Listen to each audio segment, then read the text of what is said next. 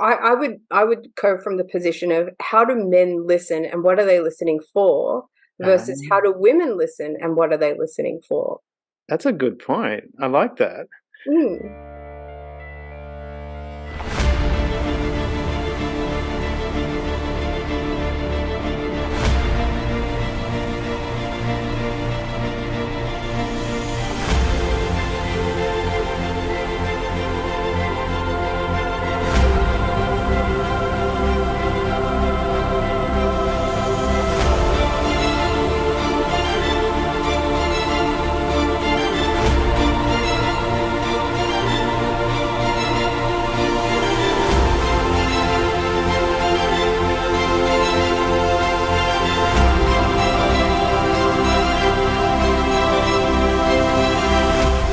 Hello, it's Jenny and Damien here from We Leadership. How are you, Jenny?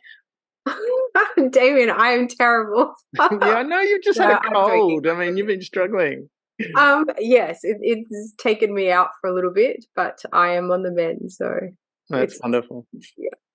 Good to hear. Well, you just don't seem like it. You just seem really happy and go lucky. So whatever it is. I got told I'm a good sick person because I don't whinge.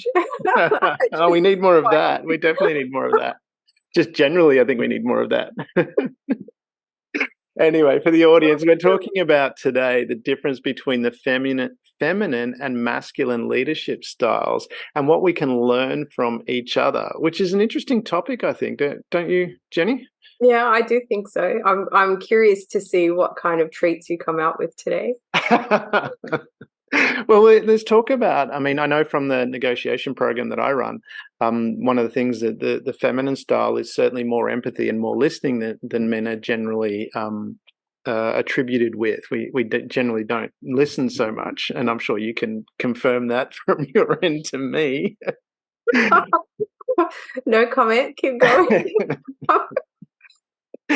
But from that side of things, I mean, as a leader, I mean, being empathetic of what not just I think the followers around, but actually what your mission is as well. I mean, that seems to be really important to understand the purpose that you're delivering. I mean, if the impact that you're having doesn't really have a purpose or is not resonating with where you're trying to put it, then it's not really an action that you need to take, and that's where that empathy and listening really comes in handy to get that feedback.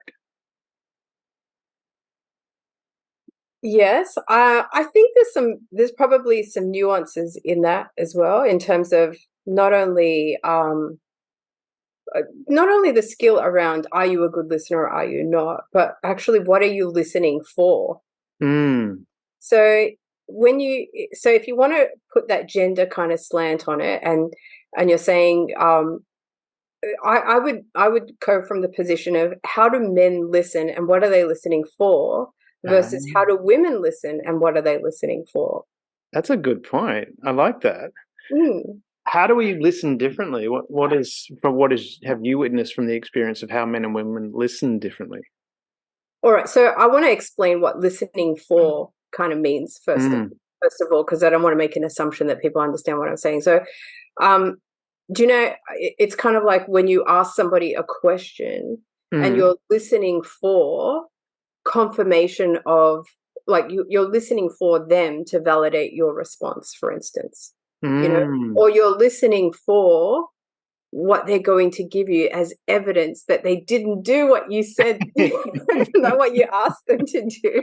You Or know, did it at the last minute? yeah, yeah, or I didn't do it how it was intended to be done. So, listening for can be a whole range of things. Like we can listen for evidence, we can listen for validation, we can listen for confirmation, we can listen Mm. for a number of different things. And so, sometimes I think that when men are listening, and they're listening for is it might be a different at a different level. Sometimes I think with women, particularly, I have this conversation with women quite regularly who don't necessarily identify or would call themselves leaders, Mm.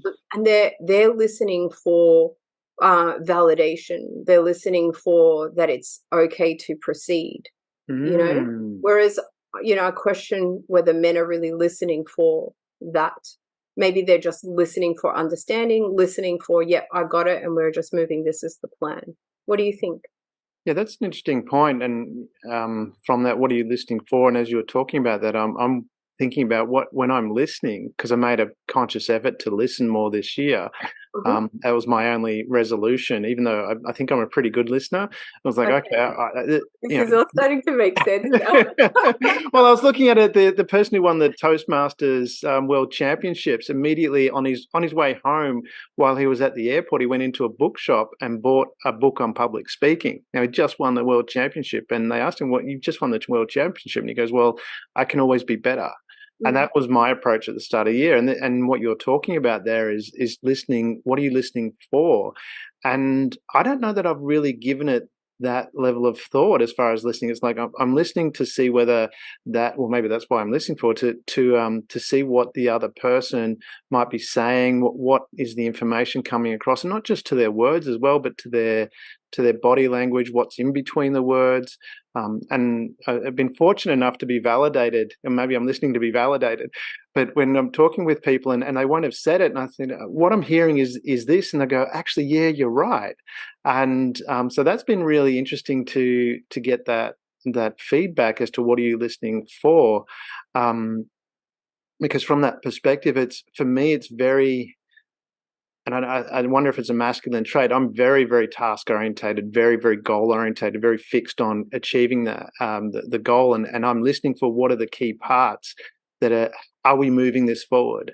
And I've since learned later in life that listening for the connection is really important, because that was something I wasn't very good at. I was very, very task orientated and not really understanding. And I said, learned later in life that people remember more so how you made them feel than what you told them. So that was so now a lot of me is listening for how is this connection going? What is their reaction? So that's mm. changed the dynamic of how I listen, which has certainly affected how I lead.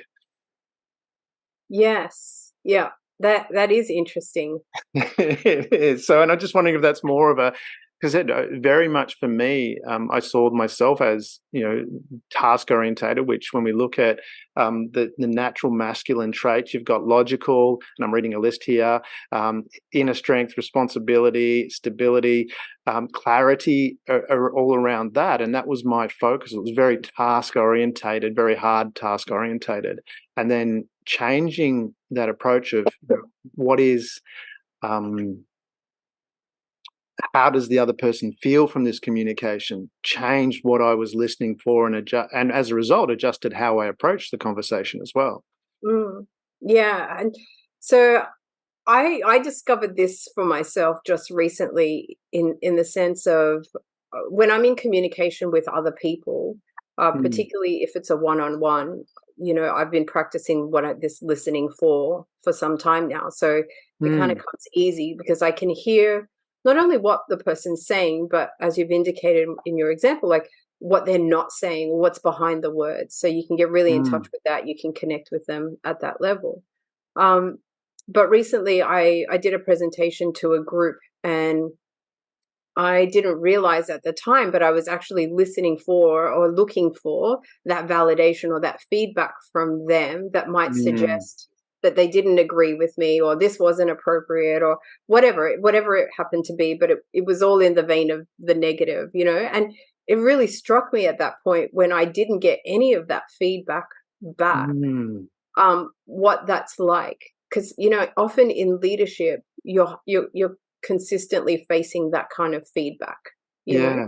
and that can alter or shape how you deliver messages as well, like how you deliver, and then how you're able to accept or receive that feedback that you're getting, and a lot of that feedback isn't necessarily verbal, but then you're Mm, having to manage that.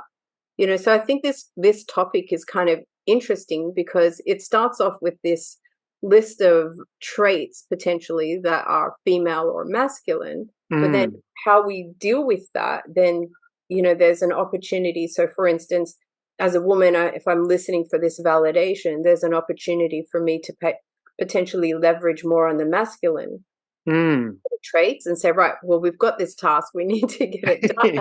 It doesn't really matter if you like me or not. We've just got to go. Yeah. So yeah, I think it's kind of an interesting dynamic because it's like what happens in the in-between, you know? And how do we make decisions about leadership based on those spaces and what happens in the in-between? Yeah, it's an interesting point that you make there because, again, from that perspective, with the feminine side of things, I mean, there is that understanding, nurturing, kindness. These are all natural feminine traits, as you know, if you look at most lists. And I know from my perspective, looking at recently in board meetings where I've been in, where the boards needed a rocket up the proverbial, I've combined both, where I've gone really hard and really pushed them, but I've been listening, going, okay, now I've pushed them enough. I need to step back, and then I'll offer some kindness, give a bit of appreciation. Oh, you've done really well here, and then because if I kept going how I would have done it in the past, I would have taken it too far, and they would have all got upset, and people would have left, and it would have been really difficult to lead. But I've found I've managed to, in this particular organisation, managed to get change happening really quickly, where I was specifically told at the start by so many people, it's not going to happen, you're not going to change, and all of a sudden, well, they're not going to change.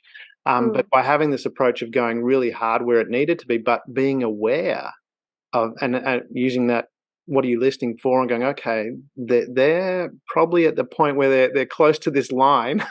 I'll pull back, give them that a bit of appreciation, and all of a sudden the things that are happening are tremendous. It's quite amazing how much motivation everyone's got. So it's been a combination of I'll say Steve Jobs ruthless type attitude with something that might be akin to Mother Teresa, where it's like, okay, everything's okay.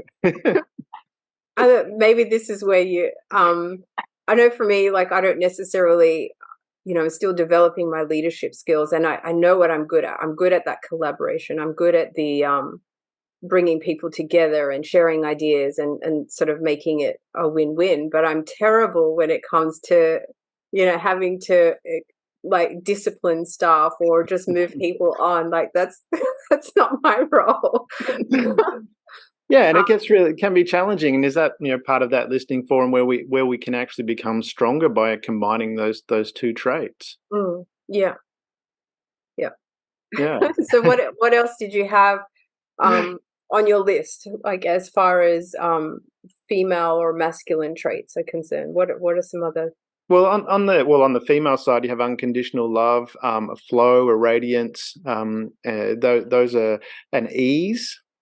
So at an ease, a feeling creative, and I'm reading from the list here. And then on the man side of things, there's assertiveness, which you talked about. It's like, well, no, you're whining and complaining. Stop. We need to move forward here, or you're wandering off topic. If you're a chairman, for example, or chairperson in a leadership role, it's okay, we need to move this forward. I remember watching a great leader, Greg Larson. He was chairman of a board that I was on, and he was fantastic at just gently bringing it back. So he was quite assertive, but he was assertive in a kind and nurturing way. He would firmly bring it back, but in a nurturing way. It was wonderful to watch. So, and again, that was that combination of feminine and masculine, where he could keep it under control, keep it focused, but in a way that people felt good about it as well. Yeah. So yeah, that's interesting. Yeah, I think we've covered off, and we've certainly gone over time as from what we were expecting to cover off. But there's an element of if we can combine both. And I'm going to quote my mum here, that we, both, men and women have strength. And by coming together, you actually create more. But the same sort of thing in leadership, I think it applies. If you combine the masculine and feminine together, you can actually be a better leader. Yeah, absolutely. I think there's a lot to learn from each other. And I won't get into it now, but maybe it's a topic for another day, with this whole what happens when the gender roles switch. Yeah, that's a great one. Let's talk about that next. That goes down. Well, thank you, listeners, for tuning in, and we'll continue on with our series of We Leadership as we move forward. Great, thank you.